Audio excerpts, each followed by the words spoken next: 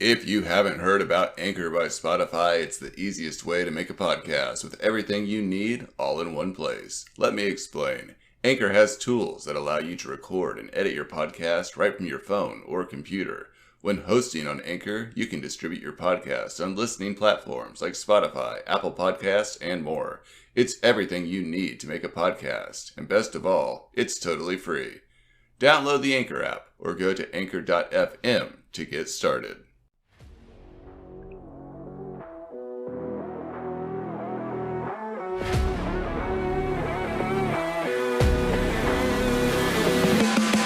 Welcome to the Gods of Tomorrow podcast, where we discuss religious deconstruction, secular humanism, political activism, and epistemology. Together, we explore how to solve human problems with human solutions. We deconstruct, we activate, and then most importantly, we live our fucking lives.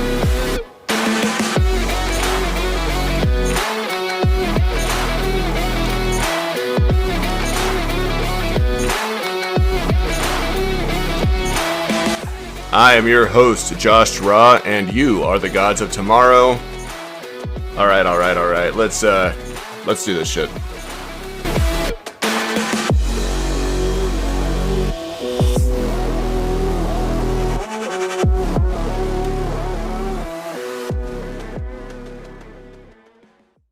And we are back like herpes. It's the gift that doesn't go away. Welcome back, everybody, to episode 13. We have finally made it to 13. I didn't even think we were going to make it to fucking 2, and here we are at 13.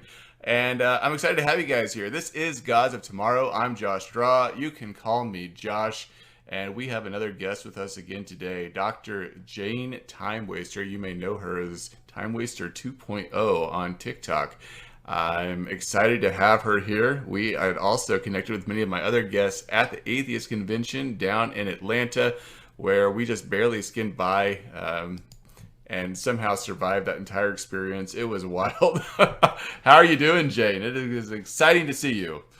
Yeah, I'm doing great. It's really good to see you again.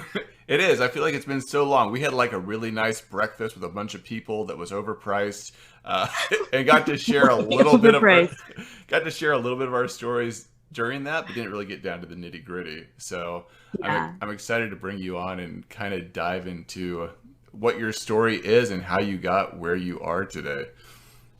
Yeah, I've never really told my story before, and really.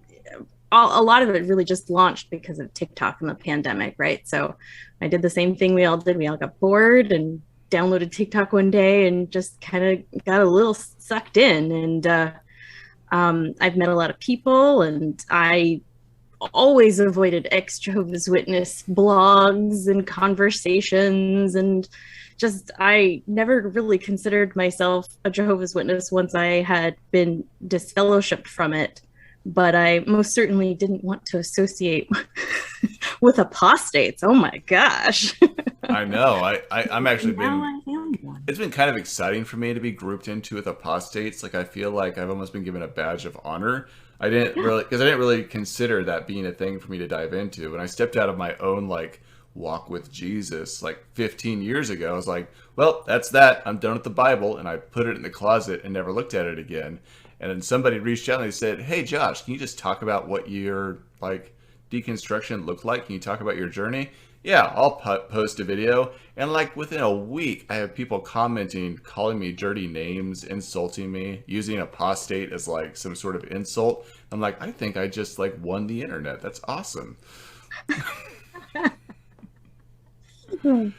Yeah, I didn't like confrontation, so that's the other piece of it too. You know, I didn't actually ever have a public social media ever until TikTok, and I think I had just kind of reached a point in my life where I realized I want to be myself, and I don't feel like I can be myself.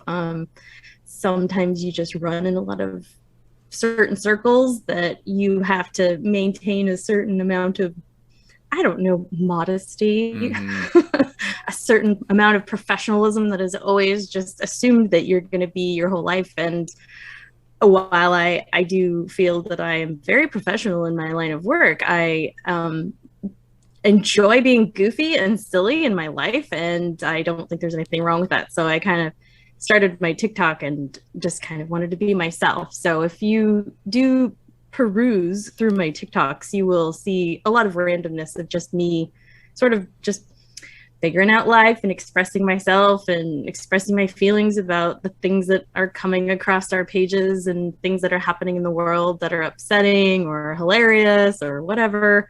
And that's really just me experiencing it. And the religious deconstruction kind of happened by accident. I had no intention of doing that. It really was just more of like a happenstance. I guess it's something that I didn't know that I needed to do until I started doing it. And then I started feeling better and better. And a lot of things are changing in my life now. I mean, granted, the pandemic, I feel like, has changed all of us in unmeasurable ways. But I have been surprisingly happy about, even though digging up all this stuff sometimes can be really painful, I feel like it has been very therapeutic in many ways as well. And I'm also finding that I may not be the only one. What? Did you start? Other people feel the same way? Yeah, no kidding. Did you start deconstructing before the pandemic, or was that kind of like the pandemic started and it started causing you to question a lot of things about your own faith? So my answer to that normally would be no, I didn't. I am third or fourth generation Jehovah's Witness, born and raised on both sides of my family. So there was really no escaping it. I had no choice in the matter. I was raised in that. It was all I ever knew. And I didn't think it was the worst possible way to be raised. So I had no reason to just be horrified and run away from it. I didn't have maybe quite the awful experiences that other people have had. So it wasn't a cause for me to run away. Mm-hmm. Should have been. But when you're just a kid, it's all you've ever known, and you're trying to please your parents and everyone in your family, and you have a huge extended family, and everybody's either a diehard or been kicked out and you don't know who they are. I have lots of family members. I didn't even know who they were because I wasn't allowed to talk to them because they were kicked out of the religion. So that is so that's a lot to I've shared this before in previous podcasts, but I don't have a whole lot of interaction with Jehovah Witnesses. Which I think is probably true for many individuals in Western culture. There's a lot of evangelicals. There's a lot of the charismatic stuff. There's just kind of like the lukewarm churches where you kind of go each Sunday and kind of get your Jesus in, and then you go on about your regular life. But my only interaction with Jehovah Witnesses was them coming to my door, knocking on the door. And at that time, I was really fanatical as a Christian. And so I would always answer the door with my Bible, invite them in, and I would sit them down for a Bible study, and I'd make them coffee and some coffee cake, and we'd sit down and just debate over scriptures for 2 hours, and then I'd let them out the door, and I'd invite them back next week for another session, and they would never come back again, but I had a lot of fun doing it. I thought I was being really both funny, but also doing the work of God in that process. And so I don't really, if you could just walk us through, what is it like to be a child in a Jehovah Witness church? What does that day to day look like for you, or even week to week, depending on how often you were attending? Yeah. Things are different now. And I think that's a big part of why I'm being more outspoken now of my experiences, because I will date myself here. My experiences of being in that organization are between the 1980s and early 2000s. And that's it. When I left, I really didn't look back. I mean, obviously I still have family and so you hear little bits of things, and, my mom was always trying to leave me a watchtower and awake and sneak it into my house or something, but I had no interest. I just wanted to turn it off and turn something more interesting on. So growing up, I was really only exposed to that kind of time era it's a little different now. But when I was a child, oh, good Lord, it was Tuesdays, Thursdays, and Sundays that you would hour, 2 hours at a time. So I had to learn to sit still for long periods of time as a child. I learned to take notes and just scribble, and I learned really well to pretend like I understood what was going on.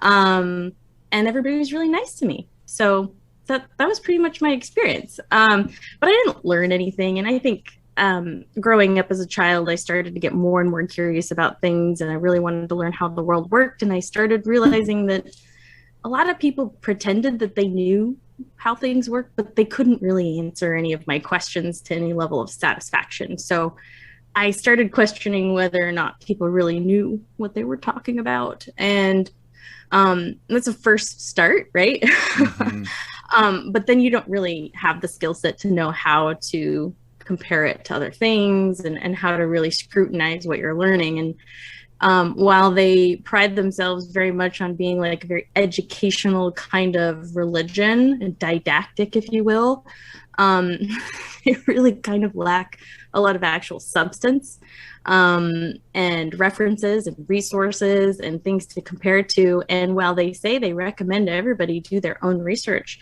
they also at the same time very much do not recommend and are very strongly opposed to you doing that research outside of the organization. So if I wanted to learn what a Muslim was like, I really only learned about that through the Jehovah's Witness lens.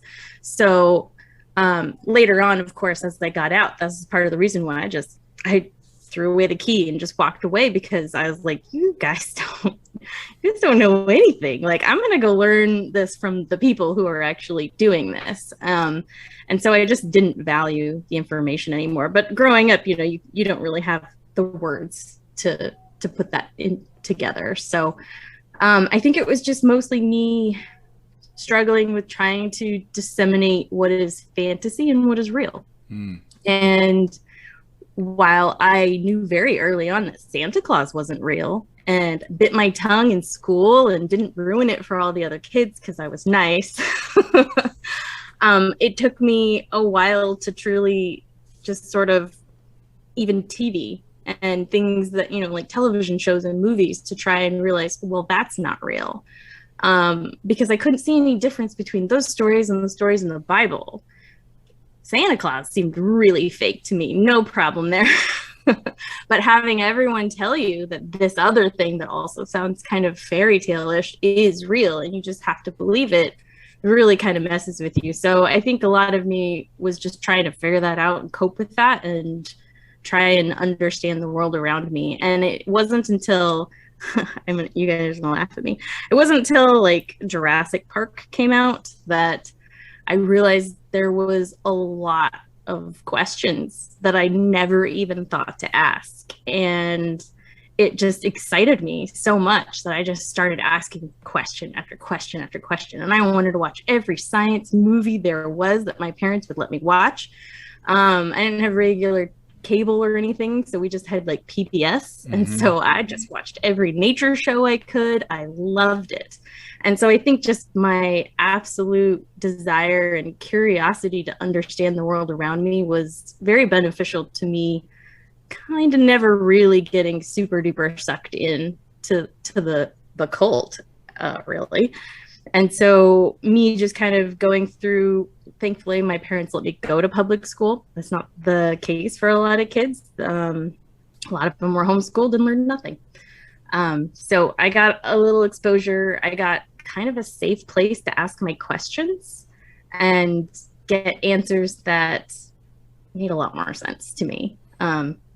Because when you ask questions at the Kingdom Hall, which is what we call our church, we have special names for everything. This isn't like a classroom setting where they go up and they give their talk and they talk about the topics. There's pre-planned questions that they ask, and that is it. You answer those questions based on what is in the article.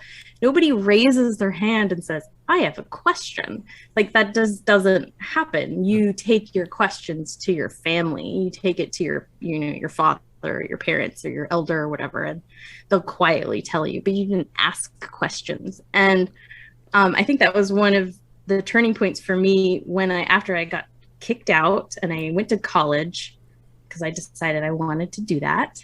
And I noticed they encouraged us to ask questions. And so one day I got brave, and you know how nobody wants to raise their hand and ask a question in front of everybody. And I decided I was going to be brave and bold and do it. And not only did the teacher answer my question, I finally understood the topic better, but 2 other people beside me turned to me and said, "Oh, I'm so glad you asked that question. I was wondering the same thing." And it just occurred to me, I've never been allowed or encouraged to ask questions, and a lot of people also have similar questions I do. So I'm just going to start asking. And so there it is. That's it. That launched my whole life. It changed everything, and I've just been asking questions ever since. That's really interesting, and it makes you wonder how many individuals sit there through a church or through a sermon or through that entire process with questions that they never get to ask, and their mind essentially shifts into a place that it's not for me to know, or it must not be important, and that's why we're not addressing it. I know that even in some of the mainstream churches, we see people referring back to like Deuteronomy 29:29. You know, not all things are meant to be known. You know, the Lord works in mysterious ways. You can't understand the ways of God. And was this something that you also heard given to you within the church? Oh, sure. Yep. Okay. Yep. As soon as I get to, but how? And well, God works in mysterious ways, you know. And you know, it's like, that is also what science does. You know, you could easily explain that with science. So I don't have to understand how it works to know that it's working, and that there probably is a scientific explanation for how it works. We just don't maybe have the tools to see it or detect it or understand it. But you know, in 100 years, every kid is going to be in elementary school learning this thing that we think is so mysterious that we have decided that a God did it. And I don't know, maybe we all have this drive to have answers for things that we question. And one of the things I think I liked a lot about the scientific method is it's okay that you don't have the answers to it, and but still asking the question is okay. And that's huge. I really appreciate you saying that. I had somebody on my TikTok video the other day talk to me about, you know, if science was my truth and if I lived my life by science. And I was like, you know, science doesn't really deal in truth. It doesn't deal in absolutes. It narrows down the scope of what could be a possibility. But truth is something that functions in the realm of logic. Like in logic, you find truths. Through algorithms, through science, you just find out what is really possible and what's not possible through your whole entire hypotheses and trying to discover whether or not those hold some element of reality within them, more or less. And it was actually kind of hard, I feel like, for that individual to grasp what I was saying. It's like people who follow science recognize that there's still possibility. We've just narrowed the scope of what that possibility is. Yeah, and we test it and try it multiple ways. So I work in a field that very much relies on hard science to guide what we do. But none of us are naive enough to think that just because they wrote an article, they did a clinical trial, it showed that there was a benefit, that it means that it applies to everybody, or that everyone's going to react the same way. Or, you know, that's how we find out if people falsified their data, or they did it under really bad controlled settings that just don't play out in the real world. And so literally everything that comes out, we might get super excited that it's showing promise, but then it might still fail. It might still show that it's not really working. And I think with the pandemic, I was kind of hoping, and I think maybe I'm vindicated that a lot of people did learn. I think there's a lot of curious people out there that did learn from the pandemic. But going into the pandemic, I think I'm a little disappointed at how many people are just like, well, what is it? Do we wear masks or do we not wear masks? You guys don't know what you're talking about. And it's like, well, things change, right? And they're changing really fast. And so we all have to be on top of it. We have to be dynamic. We have to understand that our environment is changing very quickly in this particular instance, and that we have to adapt. And sometimes the regulations are a guideline based across the board that someone hastily came up with that really only applied to a certain group of people or a certain kind of situation. So we have to be dynamic. And so I just I don't understand why people threw out the baby with the bathwater. It's like, well, Yeah. you're not right in this instance, then you must be wrong in every instance ever. And it's just a matter of maybe you just didn't understand. And if I may maybe. add to that, it's still Yeah. fucking changing. COVID still hasn't gone I know, away. right? Because you motherfuckers wouldn't put on a fucking mask and help break it down. So now we have all these additional alterations of the virus. And people who are so frustrated that this vaccine was created so fast. Like, oh, how did you create this so fast? It's a conspiracy. Listen, you dumbasses, we have been working on COVID vaccines for decades. This isn't the first strand of COVID we've been dealing with. It's not like we just pulled something out of our ass and started injecting it into people. There's been research and method.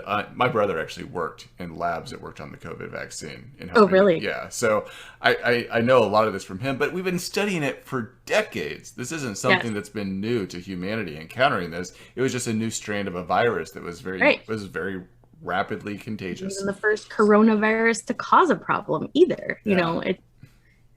Yeah. Everyone take a deep breath if you're listening. I'm going to calm down a little bit and I'll back up the track a little bit too. You said a couple of things that I kind of wanted, hopefully one for you to provide definition and one for you to expand on in your story a little bit. For definition, and correct me if I'm wrong, I heard you say the term watchtower. Oh. Mm-hmm. What is watchtower for those that are not aware? Yeah, so, and I'm not the best person to ask about the history of the Jehovah's Witness organization and how it's evolved over the years, but I think they used to go by the term Bible students, and then they have essentially they are a corporate religion that's very structured like an MLM or pyramid scheme, but they've changed their corporate name several times. It was the Bible and Tract Society for a really long time, and they are the ones that produced all of the Watchtower and Bible Tract Society, I believe is what it was called. But they basically came up with this magazine that's called The Watchtower, and that's where they started kind of really getting that field service, that door-to-door ministry going, and that's really what drove a lot of what they would talk to people at the door, but it was also what they would study at one of the meetings. So there were like 3 meetings a week. We studied a book on one of them. It was the book study. And then they had the theocratic ministry school, which was really just teaching people how to use techniques to do the ministry. And then they had the Sunday meeting, which was let's learn about some random part of the Bible. And all this stuff was driven by the head of the corporation organization.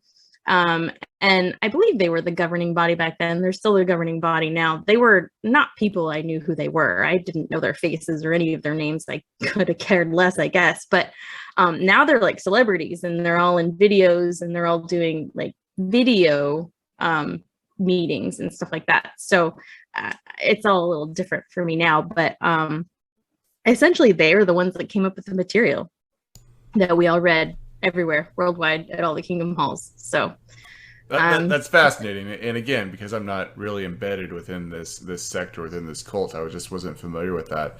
Another thing that you had talked about was being kicked out. I don't think excommunicated is necessarily the right language, but what does that process look like? Was it a formal process, or was it just I just didn't go back anymore, and so now I'm not allowed to be there?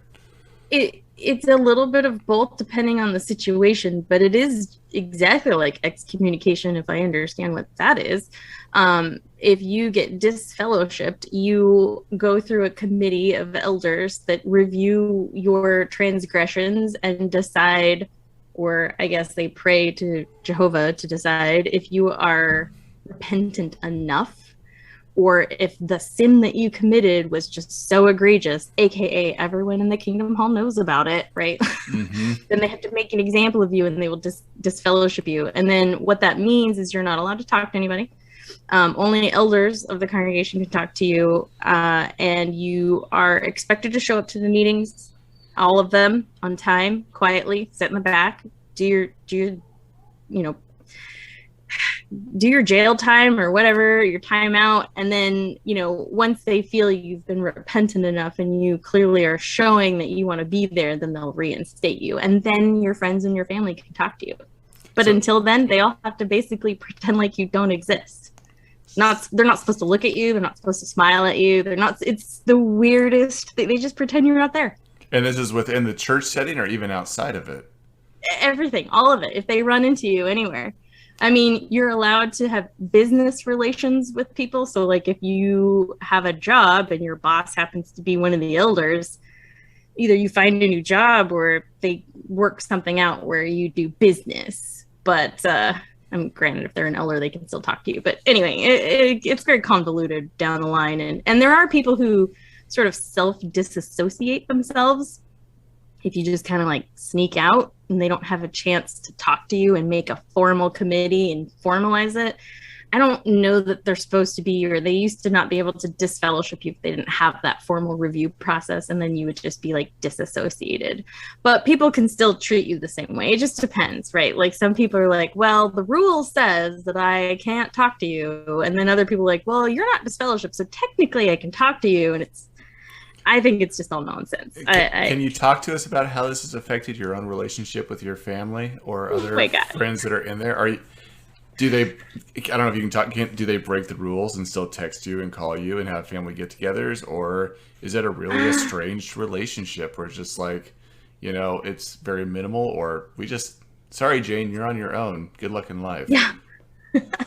I mean, it very much can be like that for people. Everybody's situation is just a little bit different. I was lucky enough to be old enough, I think I was like 22, and I had a job that I was able to get my own apartment and be on my own. And so a lot of people aren't as lucky, and then they're living with their parents or someone else that is still a witness, and then they have to go to meetings in order to live. And even if they don't want to be there, they're going to have to in order to get their basic needs met. So it definitely can be like that for some people. For me, it was just as tragic, but it wasn't financially tragic.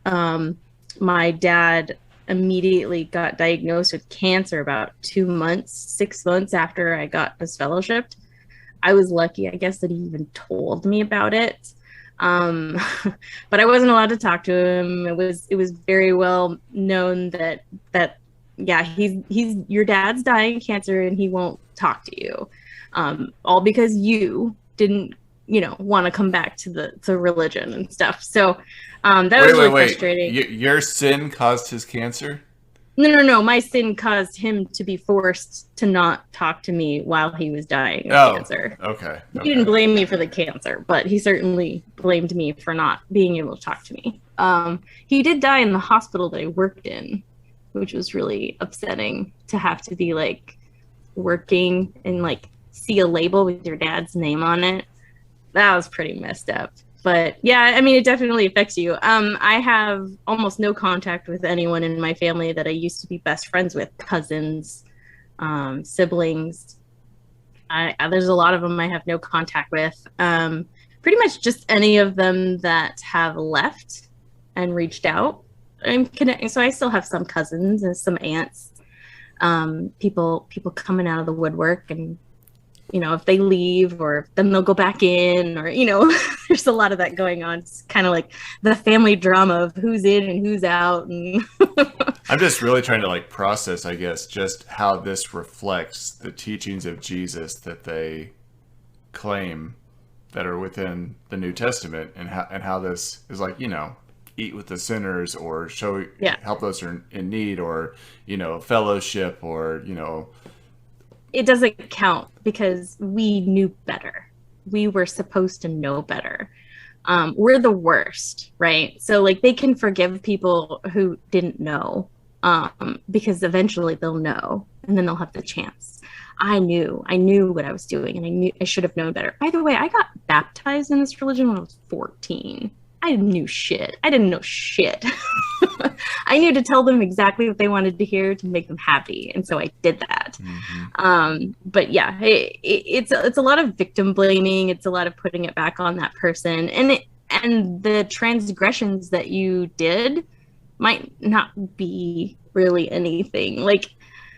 you're thinking like, oh, you cheated on your wife and your children are miserable and you abandoned your family and you got disfellowshipped. No, half the time those people didn't get disfellowshipped. So, it was like, oh, you might be gay, or you made out with a boy, or anything that they find is a transgression that you just don't seem sorry enough for. And so really, if you're on their bad side, or the dynamics of a congregation could probably be pretty underhanded and backstabby after a while. These people all know each other for years and years and years. And in fact, your podcast with Ryan, she mentioned love bombing, and they made a comment in there about it. And really, I think that some of the love bombing that they do is just a natural product of their environment, because when they're so controlled like that and they're not allowed to talk to family, they're not allowed to talk to people who aren't witnesses, you're really not encouraged to make friendships with people at work or school. They don't encourage you to go to college because it exposes you to too many things and people and ideas. And so when you're so isolated like that and somebody from the outside world comes in, it's probably just natural to just want to love bomb the hell out of them and get to know this person. And I don't know that it's like a conspiracy. I think that's just what happens when you've isolated people like that. So yeah, it's almost like a natural psychological phenomenon that's happening within that environment that's being created, and people don't recognize that they're having a reaction to a stimulus that's essentially being offered up to them. Kind of like people who get into talking in tongues, like it's, you just get so worked up. You're so worked up about it that you just get so into it. I felt like that with music more than I've ever felt that way with God, but I guess people will choose to direct it to whatever they feel is important in their life. I just think it's a cool phenomenon when you get the little tingles on your hairs on your arms, and they all stand up, and it's fun. So how many years now have you been out of the Jehovah Witness sect? Probably close to like 15 or 18, maybe, in there. Okay. It's been a while. So quite some time. So where is your journey taking you now? What is your philosophy on life? And I'm asking this question because I get this a lot, even in my Discord. People go, how do you continue living? Like, how do you get over the fear of hell? How do you find hope again? How do you find meaning and purpose again when there's not a centralized God that's put in front of you that you've been told your entire life that you're supposed to be living for this God? Well, that's a big question. It is. Specifically for you, how do you live your life? So I guess the best thing to say of how I live my life is I try very hard to recognize. I've learned a lot about how the brain works and human biology. I've learned a lot about how evolution comes about, how things are affected by change, and how much we're affected by our environments. The cool things that our brains can do, it can fill in the gaps of information. We can see things that literally are not there, and we're not hallucinating. It's just part of the programming of our brain to try and make sense of the world around us. And just knowing all the different ways that we can trick ourselves or that people can fool us. I'm very skeptical. I approach a lot of things with skepticism because, well, one, I guess I just don't want to fall for another effing cult, but but I think the other piece of it is I also just don't want to be taken advantage of, right? I would like to just know how things are. I'm one of those people where I'd rather know what's going on than pretend that something better is going on.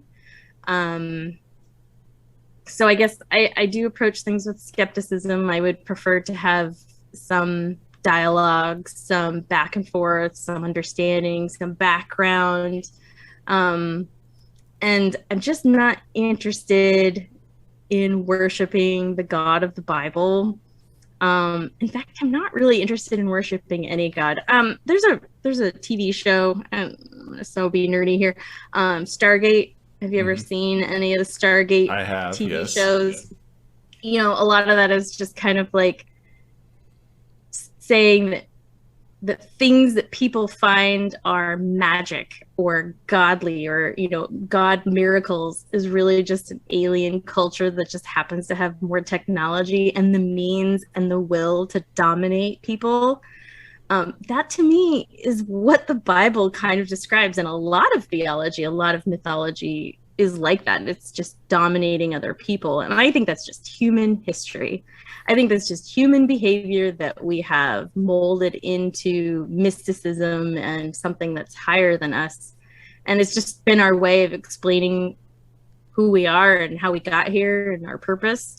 But really, I think we just evolved here, and there really is no purpose other than we're just organisms that are living on this planet, and we just happened to be some of the coolest organisms possibly in this universe that we know about, and we have the ability to ponder our existence, which is kind of cool. And I think the drive to want to have answers makes us kind of make things up. So I guess I'm rambling a little bit here, but I'm following you completely, and I'm trying not to. I'm like, let's just dive into the metaphysical. But no, there's definitely this interesting progression that's happened with humanity in terms of our perceptions, how we fill in the blanks, and a lot of those things that we've seen that have occurred have led to our survival, our ability to not only give one another agency. I can see you right now. I know the listeners can't hear you, but I can look at you. I can read your nonverbals. I can look into your eyes, and I can see agency and meaning and purpose behind the things that you say. I can hear it in the inflection of your voice. I can see a very genuineness in the way that you approach situations. I can also do this with animals. I can see an animal and look at their behaviors, and I can attribute agency. And as humans, we've also applied agency to inanimate things throughout our history, whether it's a rustle in the bushes, the wind that's blowing, a sudden storm that blows in, and we immediately apply that to something where we can have this cause and effect. And it's led to our survival and us progressing this far as who we are. And it's a very fascinating thing to look at. It doesn't mean that there's a God or that there's some sort of intelligent creator that's overseeing us. We just have developed this ability to make connections, to have connotation between one thing and another. And it's allowed us to live this long and progress this long. And it's fascinating to see. And I think you're kind of saying this as well, but I don't know, there's a whole lot of meaning. I sometimes can derive meaning. I think that is a human's purpose, or not a human's purpose. Scratch that. It's a human's response to try to find meaning in everything that we do. Like we always look for meaning and we apply meaning. And the more that we kind of sink ourselves into that or immerse ourselves in that, the more control it has over our own lives and the direction we take. Because then we start thinking that this is our purpose. We're evolved to see patterns in things as well. And so sometimes we see patterns that are meaningful and useful and purposeful and direct our behavior in a way that allows us to survive, maybe even flourish. And sometimes it doesn't. Sometimes it's just something we want to see because it makes us feel good. And like, I like the topic of placebo, the placebo effect, and really the ethics surrounding it as well. Is it unethical for somebody to feel like something made them feel better when it did nothing?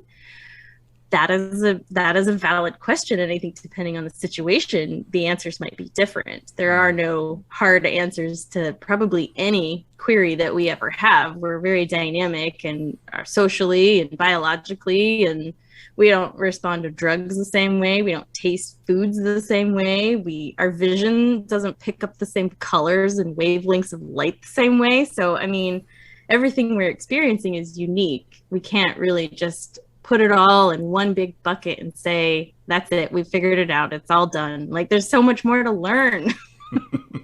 Be curious, come on. And I'm going to use a very probably loose synonym for that. There's so much to experience. And that's really the response that I oftentimes have to people when they go, Josh, what is the meaning of life? The meaning of life is to experience. That's your entire meaning. You are the universe experiencing itself, much like what we'd be hearing from Watts. The universe is just experience itself. You're a reflection of the universe experiencing it. So go out and experience. be with nature, look at your reflection, taste this food, run this mile, exert yourself, reach a new height, a new possibility, and see what that does for you, and then go on to your next adventure, your next journey. And don't spend so much time looking into the past that you are not living in the present, and don't worry about the future so much that you're not living in the present. If you can do that, you're going to find absolute bliss and gratitude in every moment.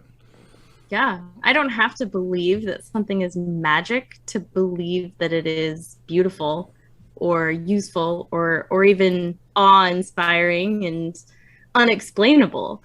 I think that stuff's exciting. Like I kind of know how lightning works, but when lightning and thunderstorms roll around, I'm not thinking about that. I'm just running outside and excited to hear the thunder rolling and see the flashes just like I was a little kid. It's kind of like magic, but I know that there's a scientific explanation for it. I just struggle to remember what it is. Well, and I have the same feeling. My wife loves thunderstorms too. She runs out all the time in them. But I don't really believe in miracles. I haven't for a really long time, not since I was a Christian. And I really don't believe in the supernatural. And for those that know my metaphysical type of background and my interest in those things, would be like, what? You don't believe in the or don't believe in supernatural? I don't. I believe that everything in the universe is natural, and there's just some things we don't understand, and so that we apply terms like supernatural or miracle, but there's really a reason behind it. We just haven't reached a place of understanding yet. Yeah, I mean, the world around us is nature. In fact, actually, you said something that just made me think of when people talk about this is a natural product. I'm going to get super metaphysical here. Yeah, everything's a natural product, just like everything's a chemical, right? Mm-hmm. Like they are all one and the same. A man-made thing is still part of evolution because we're part of evolution. So we're all evolving today. Everything that ever is and ever was has always been evolving and changing. We change from the moment that we are a developing fetus till when we're dying and on our deathbed. Our bodies are constantly changing, and the environment around us is also dictating a lot of what's going to happen and how that might, be good for us or not good for us. But oh shoot, now I lost my train of thought. I was just going to say, to build off of that, I've really kind of applied that same type of theory or theology to even things like religion. For me, it's a continuous progression that I've seen happen throughout history, and we've seen this in civilization, in our understanding of morals and our understanding of belief systems and politics. Everything goes on this constant string of progression and evolution, even our ideas. It's not even just us in nature, it's how we perceive the world around us has also evolved. Yeah, absolutely. Just think of the technology that we have at our fingertips and that we're using right now is absolutely changing the way that we perceive the world too. Sometimes in a good way, sometimes not. But yeah, I think the way that everything that we perceive about the world is what shapes our understanding and our reality. And I can't deny someone a reality. It's just like pain. Pain is a perception that is unique to you. It's subjective. It's not something that, if you're in pain, I can't feel that. I don't know what that feels like. I can't quantify that, but you can, and it's real for you. And whether it's by something obvious that we can very easily correlate to the cause of your pain or something that we can't, it doesn't mean it's not there and it's not real. It's just how you're experiencing it.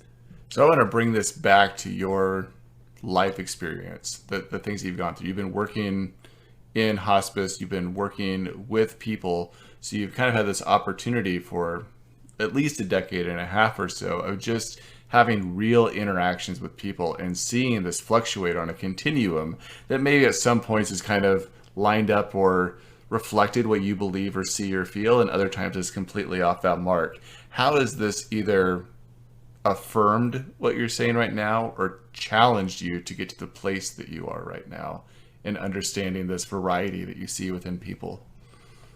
Being in hospice, working in hospice? Yeah, in hospice and being around people, or even in the hospital, as you mentioned. Yeah, I mean, I've been around death in a variety of ways, and just in my own personal family, and working in hospitals in a variety of different capacities. I've been one of those people who responds to codes. I've seen some pretty horrific deaths in the emergency rooms.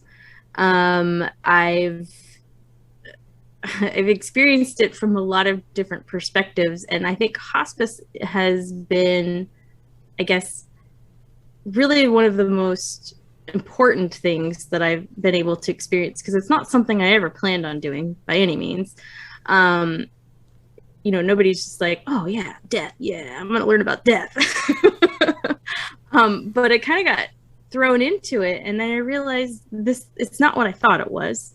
It's a completely different approach, and you can look at it from the physical, the scientific, the pharmaceutical, the biological. I mean, you can also look at it from the emotional and the spiritual, and there's so many aspects and so many things that go on, the family dynamics, the caregiving, that just every single piece and part of what happens in your life is different than it probably ever was before. And hospice just kind of gave me a completely different way of looking at it, and like a kind of like permission to think about death differently. And I'm not afraid of it anymore. I used to be very terrified. And I think a lot of that also has to do with growing up in a doomsday cult that does nothing but preach that the end is coming, and that if you're not perfectly doing everything you're supposed to, you might not make it into paradise. And so I think that definitely has left a lingering sense of anxiety and doom around my death and what's going to happen to me. And then I went through a kind of a nihilistic period where it was like, well, nothing's going to happen. That's it. It's just going to be emptiness. And it probably will be. I have no idea. That's the thing. None of us know.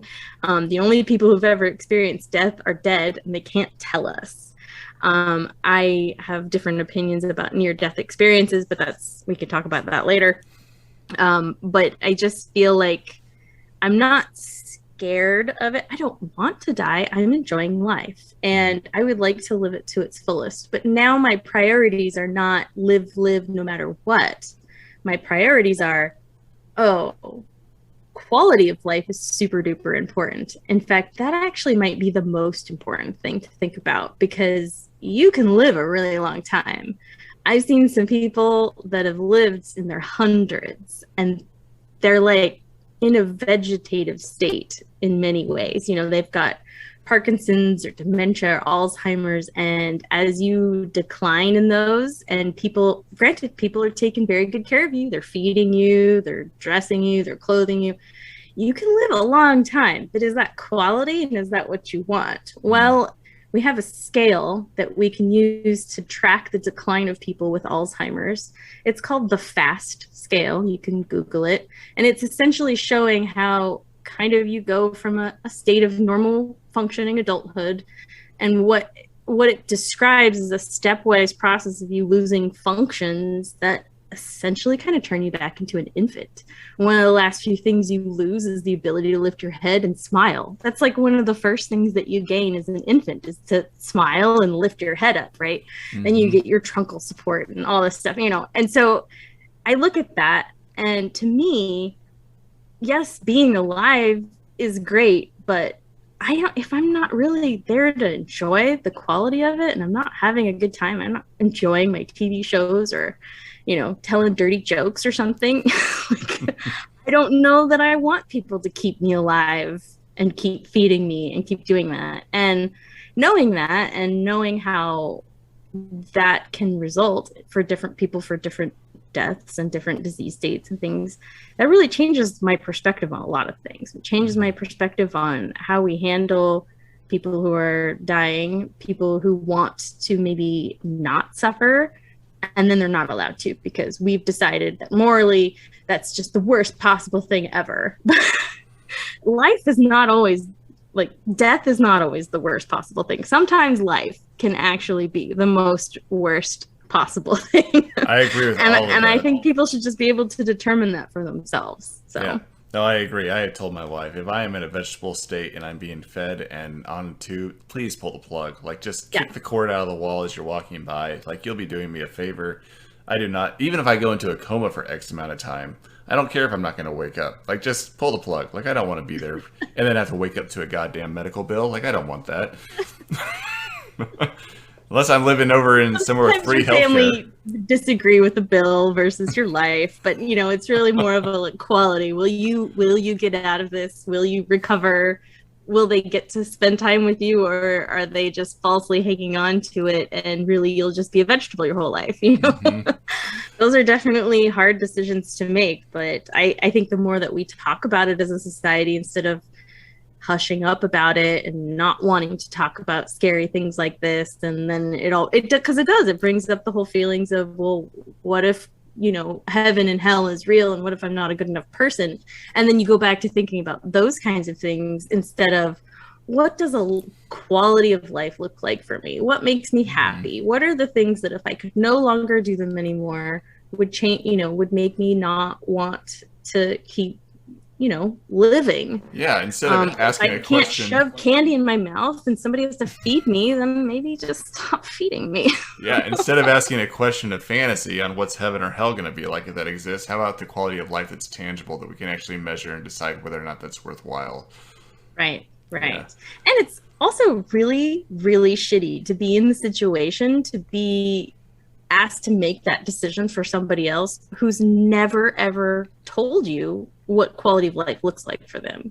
You know, if you are responsible for figuring out what to do with your mom when she's elderly and she's never ever told you anything about what she thinks would make her happy, you're stuck with trying to make that decision for them if they cannot do that themselves. And that is just, that's rough. I would much rather say, you know, there's actually something recently, my mother-in-law, who's also Jehovah's Witness, recently had a tear in her aorta, which is not something usually people live through without surgery. And she declined the surgery because she won't accept a blood transfusion. It's open heart surgery. You have to have a blood transfusion for that. There's just no real way around it. Not for what they're doing. And I was not going to deny her that. She made her wishes known. I don't agree with it, but she made her wishes known. And there was no way I was not going to, you know, honor her wishes if she could not speak for herself. So I don't agree with it, but she made those wishes known. And then that took that pressure off of me to have to feel like I had to decide that. And so I think that that's actually a good thing that we should talk about, whether or not we agree with what our parents or loved ones want to do. You know, it's important to have those conversations so that we're not feeling the guilt that we did the wrong thing either. It's also not fair. Yeah, those questions I think are super important. And I know for myself, my own values goes back to, you have your own body autonomy, you have your own life autonomy, you get to choose what you want to go do with your life, especially when it comes to those end-of-life situations. Now, I know that we're running out of time, but my viewers are going to yell at me if I don't bring this back full circle, because you mentioned your own ideas around near-death experiences, and they'll be like, Josh, you have to ask her what her ideas are on near-death experiences. She just like put that out there like a carrot on a stick and then went running away from it. Can we summarize it in a short period of time? Can you kind of give us some insights on what you think about NDEs? I know my own thoughts on it, but I'm excited to hear yours. Yeah, I mean, my thoughts are that there's a lot of biological explanations for what people can see, and there's a difference between visions and hallucinations. There's clear definitions that we have for differentiating these kinds of experiences. You know, I'm really going to go deep here. What is death? Like, how do you define when somebody is dead? You know, just because their heart stopped beating doesn't mean that their cellular functions aren't still going and that you can't just restart that. Your heart is just like an engine that you just kind of kick back if you can get it going in just enough time. Just because your heart stopped doesn't mean you died. And so yes. I think part of that is defining when it is you actually died. And that's why I said everybody who's ever experienced death is dead. They can't tell us. Yeah. So I don't think people who have near-death experiences really actually died. I think they had still a have brain activity. death. They still have Right. they still have brain activity Right. that can be generating images and ideas and concepts that they Right. have picked up throughout their existence. And maybe it's not even necessarily their faith, but if you've been walking around in the Western culture and you've heard the concept of heaven, Jesus, pearly gates, God, your heart may stop and your brain will generate those images and those concepts. Right. But that didn't mean you went there. It just means that Right. you played out a movie of what you believed to have happened based on your conceptualization that was kind of fed to you by your culture. Yeah. Okay. And that yes, that's a good summary of how I believe too. And there's a lot of things about the biochemistry of near death. Your body goes through a lot of rapid changes as you are dying. I think that trauma and traumatic death, or something that's near traumatic, like you have a cardiac arrest or you got hit, like a traumatic damage to your body, that triggers a certain different kind of like chemical cascade throughout your body that's going to release different kinds of hormones that might drive some of this experience. I think if you were to take like psilocybins and have like a mushroom trip, and you did it one time where you also took something that was a sedative versus you took something that really like got your adrenaline running, you probably had to have two completely different experiences. I think that there's a lot of subtlety that can happen biologically, biochemistry. Your brain has a blood-brain barrier that blocks certain things from getting by, but not others. And so there's a lot of different things that could be going on that could be triggering those kinds of visions. So I'm skeptical that people are actually dying and seeing it, and that what they're seeing is real. I think that it probably feels very real. And I don't want to take those experiences away from people. I think that we find meaning in dreams and things, maybe visions that we see, and they can seem just as real as anything else. And I guess I'm not here to tell people that those experiences didn't really happen and that they didn't really experience that. It's just, I've seen a lot of movies and none of them were real either, but they felt real. I made a real connection with the character or something. I think there's probably a lot of other explanations for it. As I say, we're not trying to discredit just all that entire experience, and we do know a lot about how trauma impacts the brain and how those things solidify themselves as very inspirational or life-changing events. And there could be something that occurs during that period of the heart stopping that causes a trauma that kind of places that into the mind at such a level that it's going to be life-changing coming back out of that again. I'm curious, I know I've studied neuroscience for a long time as well, but I'm curious from your vantage point or from your viewpoint, is it possible that some of those experiences that people undergo maybe unlock certain areas of the brain or enhance certain areas of the brain being utilized more than others when they come back again? Because I've heard stories of people that come out of an NDE and suddenly they're seeing images, or they're more intuitive, or they're more perceptive, or their perception has changed in the world around them on the other side of that NDE that they've experienced. Do you think that there's been an altercation or an alteration to their brain after that time?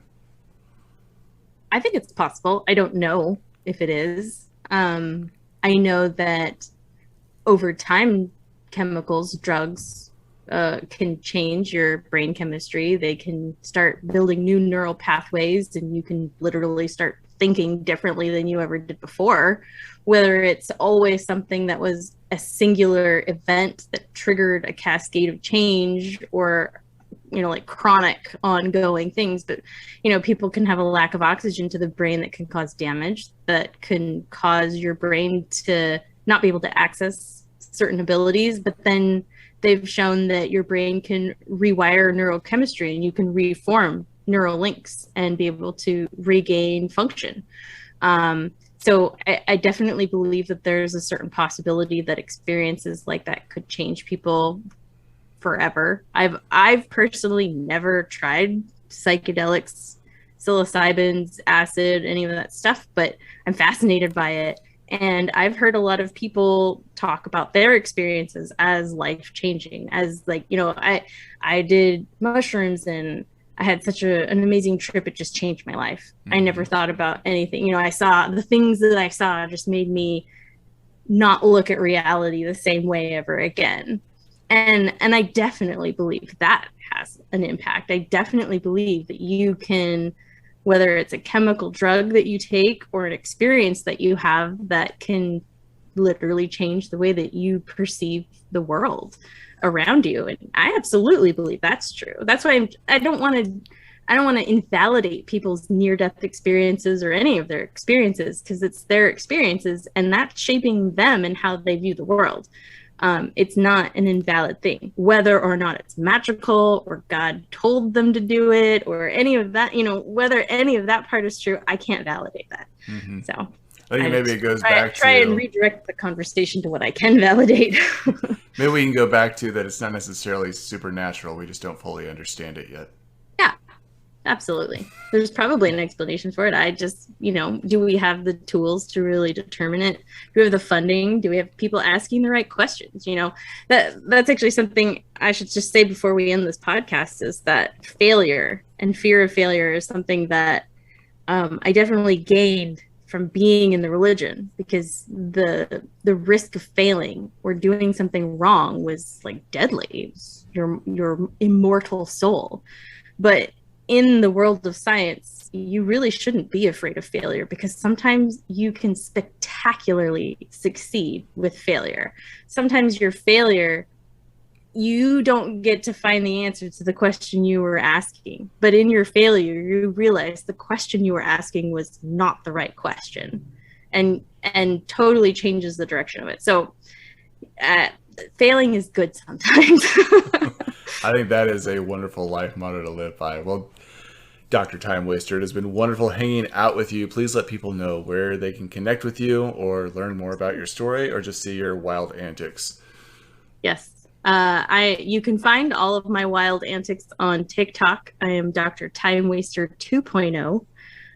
Dr. Timewaster is also me, but I am locked out of that account. So it's just a a mausoleum of who I was. All right. Well, again,